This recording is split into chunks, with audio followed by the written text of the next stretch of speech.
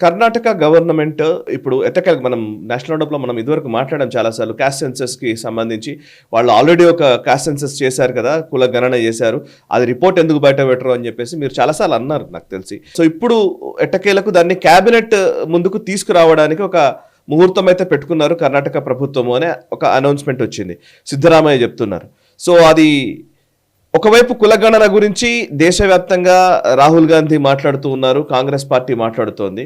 కులగణన రిపోర్ట్ని ఇప్పుడు కేబినెట్ ముందుకు తీసుకురావడం అంటే దేనికి సంకేతం ఇది? దీన్ని తీసుకొచ్చేసి దీన్ని రద్దు చేసేసి లేదా దీన్ని అటకెక్కించేసి ఇదంతా తప్పులు ఉన్నాయని చెప్పేసి మళ్ళీ కొత్త దానికి వెళ్తారా, లేకపోతే దీన్నే ఇంప్లిమెంట్ చేయాలనుకుంటారా? ఏంటి ఏం జరుగుతుంది? ఒక 5-6 నెలల ముందు మాట్లాడాను సాయి గారి గురించి నేషనల్ రౌండప్. అప్పుడు నేను చెప్పాను, దీని రీజన్ చెప్పాను. అప్పుడు బయటికి అంత రాలేదు reasoning. Vokkaligas and Lingayats specially లింగాయట్స్లో చాలామంది they say we are not Hindus. So మనం క్యాస్ట్ సెన్సస్ చేస్తున్నప్పుడు హిందూస్లో తీసుకోరు వాళ్ళని. Moment you are not taken under Hindus, మీకు క్యాస్ట్ బెనిఫిట్స్ రాదు. మీకు హిందూస్కే క్యాస్ట్ బెనిఫిట్ ఉంది.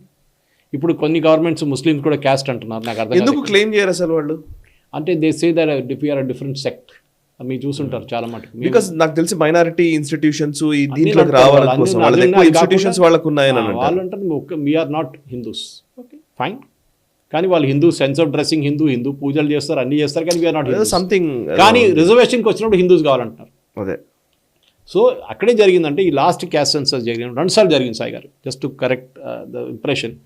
ఒకసారి సిద్ధరామయ్య గారు 10 సంవత్సరాల ముందు ముఖ్యమంత్రిగా ఉన్నప్పుడు చేశారు. దాని తర్వాత ఆ రిపోర్ట్ని నెక్స్ట్ ఒక కమిషన్ పెట్టి యడ్యూరప్ప గారు ముఖ్యమంత్రి మళ్ళీ ఇంకో కమిషన్ పెట్టారు. ఈ కమిషన్లు అన్నీ వచ్చిన ఫిగర్స్ ఏంటంటే ఒక్కలిగాసు లింగాయట్స్ 2 నంబర్స్ వచ్చేసింది. ఎందుకంటే మీరు 14% ఉన్నారా, 6% ఉన్నారా, 8% ఉన్నారా అని క్లియర్గా తెలిసిపోయింది. When you say I'm not a Hindu, వాళ్ళని ఆ క్యాస్ట్ బేసిస్ తీసేశారు హిందువుల నుంచి. అంటే ఇప్పుడు ఒక్కలిగాస్కి ఇప్పుడు కావాలంటే రిజర్వేషన్ రాదు, లింగాయట్స్ కూడా రిజర్వేషన్ తగ్గిపోతుంది. సో సిద్ధరామయ్య థర్స్డే రోజు మీటింగ్ పెట్టాలి ఉండే, ఈ మన కాంగ్రెస్ ఆఫీస్ ఇనాగ్రేషన్ రోజు, దానికన్నా ఒక రోజు ముందు. కానీ జరగలేదు మీటింగ్.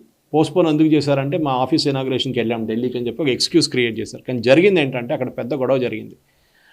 ఎంబీ పాటిల్ ఆయన ఒక పెద్ద లింగాయట్ ఫేస్, మన అందరికీ తెలుసు. ఆయన అన్నారు ఇది కాంగ్రెస్ ఎందుకు ఈ రిపోర్ట్ తీసుకొస్తున్నారు, ఈ రిపోర్ట్ అంతా తప్పు, ఈ రిపోర్ట్ని మార్చాలని చెప్పారు ఎంబీ పాటిల్ గారు. దాని తర్వాత పరమేశ్వర గారు హోమ్ మినిస్టర్, ఆయనేమో నేను సీల్డ్ ఎన్వెలప్లో తీసుకొస్తాను, సీల్డ్ ఎన్వెలప్ మీటింగ్ 2 hours ముందే ఓపెన్ చేస్తారు. 2 hours ముందే ఎందుకు ఓపెన్ చేస్తారండి? క్యాబినెట్ మీటింగ్లో ఓపెన్ చేయండి మీరు. ఇది ఏం చేయబోతున్నారు సాయి గారు? ఎందుకంటే ఇప్పుడు అందరూ చూస్తాం సిద్ధరామయ్య గారికి is under tremendous pressure to hand over the power to others. And ఆయన చైర్ కూడా మన అందరికీ తెలుసు way the report is going, ఎవరికి వస్తుంది, డీకే శివకుమార్ ఒక్కలిగా ఆయనకి నెక్స్ట్ ముఖ్యమంత్రిగా ఇవ్వాలని చెప్పి ఆల్రెడీ డీల్ ఉండే ముందు. సో ఈ ప్రాబ్లం ఎక్కడ వస్తుందండి? ఇప్పుడు ఈ రిపోర్ట్ని ఫస్ట్ బయట తీసుకొస్తారు సాయి గారు. And mark my word, this is what exactly will happen. ఈ నెక్స్ట్ వీక్ కూడా క్యాబినెట్ మీటింగ్ పెడతారు. ఈ రిపోర్ట్ని తీసుకొచ్చి ఈ రిపోర్ట్ అంత తప్పు, ఈ రిపోర్ట్లో ఇచ్చిన ఫిగర్స్ అంతా తప్పు, ఇంకొక సర్వే కావాలని చెప్పి ఇంకో సంవత్సరం టైం తీసుకుంటారు. ఇది జరగబోయేది అది సాయి గారు. These people don't want to face. ఈ రాహుల్ గాంధీ దగ్గర అడగాలి క్వశ్చన్ ఇది.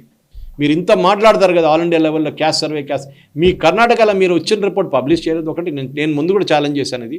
దాని తర్వాత ఇప్పుడు ఉన్న రిపోర్ట్ని మళ్ళీ మీరు రిజెక్ట్ ఎందుకు చేస్తారు? 2 సార్లు తీసుకొచ్చిన రిపోర్టు మళ్ళీ ఇంకోసారి 3వసారి కరెక్టే వస్తుంది ఏమన్నా? మీకేం గ్యారంటీ ఉంది? మీరు జస్ట్ ప్లేయింగ్ ఫర్ టైం అంటారు ఇంగ్లీష్లో. డెఫినెట్గా the Karnataka government should publish the report as it is. దాన్ని అంగీకరించాలో వద్దా అనేది ఇంకో మాట. కానీ you will know population wise మీకు ఎక్కడ బీసీస్ ఎంతమంది ఉన్నారో, ఏ కమ్యూనిటీలో ఉన్నారు, ఏ క్యాస్ట్లో ఉన్నారు, ఏ సబ్ క్యాస్ట్లో ఉన్నారు, మొత్తం క్లియర్గా తెలిసిపోతుంది. అది తెలియకుండా ఉండడానికి కర్ణాటక గవర్నమెంట్ ఆడుతున్న ఆట ఇది. ఇదే రాహుల్ గాంధీ గారి దగ్గర నుంచి అడగాల్సిన మీడియా వాళ్ళకి అసలు దమ్ లేదు అడగడానికి రాహుల్ గాంధీ దగ్గర ఈ మాట. ఆయన ఆన్సర్ కూడా ఉండదు ఆయన దగ్గరికి. సో ఇది డెఫినెట్గా there should be an answer. ఎందుకు ఈ రిపోర్ట్ పబ్లిష్ చేయట్లేదు? ఎందుకంటే ఈ ఫస్ట్ సిద్ధరామయ్య గారు 2015లో ఉన్నప్పుడు ఇది ఫస్ట్ ఈ రిపోర్ట్ కమిషన్ చేశారు సాయి గారు. 140 కోట్లు ఎంతో ఖర్చు పెట్టారు. దాని తర్వాత నేను చెప్పినట్టు ఇది 2014లో కంప్లీట్ అయింది, కానీ రిపోర్ట్ పబ్లిష్ చేయలేదు. మళ్ళీ బీజేపీ వచ్చిన తర్వాత జయప్రకాష్ హెగ్డే గారు అని చెప్పి చైర్మన్ బ్యాక్వర్డ్ కమిషన్, ఆయన ఒక ఫ్రెష్ రిపోర్ట్ ఇచ్చారు. ఈ అన్ని ప్రాబ్లం ఎక్కడ మొదలైందంటే ఇది లీక్ అయిపోయింది రిపోర్ట్. క్యాబినెట్కి వచ్చే ముందే లీక్ అయిపోయింది రిపోర్ట్ బయటకు. ఏముంది కర్ణాటకలో ఈ లింగాయట్స్ ఒక్కలిగాస్ నంబర్స్ తక్కువ ఉంది అంతే. వాళ్ళు రిజర్వేషన్ తగ్గించాలి ఇప్పుడు. సో సబ్ క్యాస్ట్లో స్పెషల్ లింగాయట్ సబ్ క్యాస్ట్లో అది ప్రాబ్లం రాబోతుంది. ఓకే. సో ఏం చేస్తారు? రిజర్వేషన్ ఇవ్వకపోతే ఓట్లు పోతాయి. And they are a very powerful community. Vokkaligas Lingayats numerically మీరు ఇద్దరు కలిసి మేబీ ఒక 30% ఉండొచ్చు. ఓకే, 30% కూడా ఉండొచ్చు. మనకు తెలియదు యాక్చువల్ ఫిగర్స్ ఎంత ఉందని ఇప్పుడు. సో ఆ ఓటింగ్లో వాళ్ళకి ఇప్పుడు వాళ్ళ ముఖ్యమంత్రి ఉంటారు. ఫస్ట్ టైం కురుబా క్యాస్ట్ నుంచి వచ్చిన మంచి సిద్ధరామయ్య గారు is from backward cost and definitely the other side is waiting టీకా శివకుమార్ ఈజ్ ఒక్కలిగా వాళ్ళ కమ్యూనిటీ వాళ్ళు డిమాండ్ చేస్తున్నారు మా ముఖ్యమంత్రి మాకు కావాలని చెప్పి. మీకు గుర్తుంటుంది సాయి గారు, ఫస్ట్ బీజేపీ కూడా యదియూరప్ప గారు పార్టీ నుంచి రిజైన్ చేసినప్పుడు ఇదే గొడవ ఉండే క్యాస్ట్ బేస్డ్. ఆయన తీసేశారని చెప్పి వాళ్ళ క్యాస్ట్ వాళ్ళు ఓటేయలేదు ఆయన బీజేపీకి. అక్కడ బీజేపీ ఎలక్షన్ ఓడిపోయారు ఆ టైంలో. 14% I think percentage, I'm not sure, I think 14% వచ్చింది ఆయన పార్టీకి. ఓకే, ఆయన ఒక లోకల్ పార్టీ పెట్టుకున్నారు యదియూరప్ప గారు.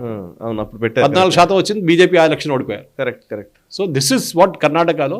So Rahul Gandhi has to answer for this. Rahul Gandhi జవాబు ఇవ్వాలి. ఈ రిపోర్ట్ ఎందుకు పబ్లిష్ చేయట్లేదు? మీరు ఇన్ని సంవత్సరాలు, ఈ కాంగ్రెస్ గవర్నమెంట్ ప్రభుత్వం వచ్చి ఎన్ని సంవత్సరాలు అయిందండి ఇప్పుడు కర్ణాటకలో? ఎందుకు ఇప్పుడు దాకా రిపోర్ట్ పబ్లిష్ చేయలేదు? మీరు మిగతా గవర్నమెంట్స్ చేయమంటున్నప్పుడు చేసిన గవర్నమెంట్ ఎందుకు పబ్లిష్ చేయట్లేదని నా ప్రశ్న సార్.